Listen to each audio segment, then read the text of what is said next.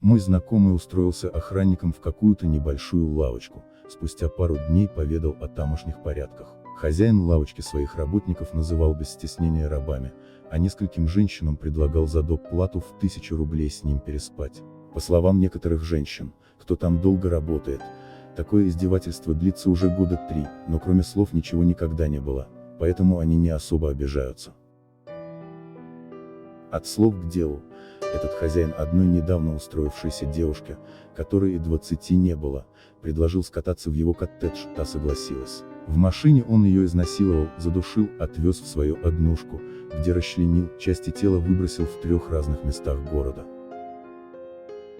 С последней частью тела, головой девушки, его и застали, остановили поздно вечером гайца, он скорость превышал. Я когда услышал, не поверил. Думал, скорее этого мужика убьют, чем он кого-то. А знакомый больше там не работает.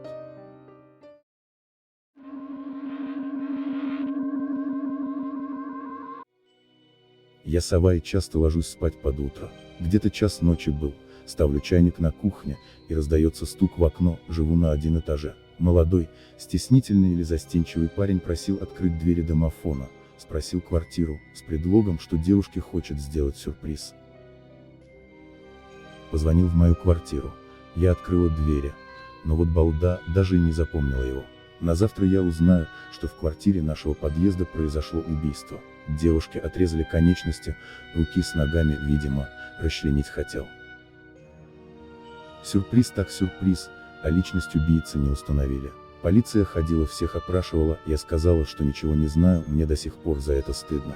Иногда теперь у меня бывают галлюцинации и кажется, что кто-то стучит в окно.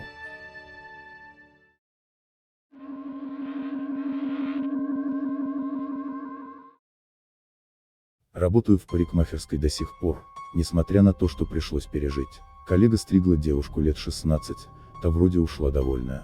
Но через час вернулась, устроила скандал и все снимала на смартфон. Она перебила все стекла витрины у нас, поломала инструменты. Всякие шампуни и гели выливала на пол.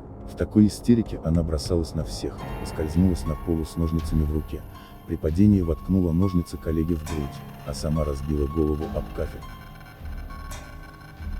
Увозили ее по скорой еще живую, но часа 2 она прожила после этого еще. А коллега еще долго мучилась с грудью, так как эта дура ей инфекцию занесла. А я все равно люблю свою работу. Тут редко такой трэш бывает.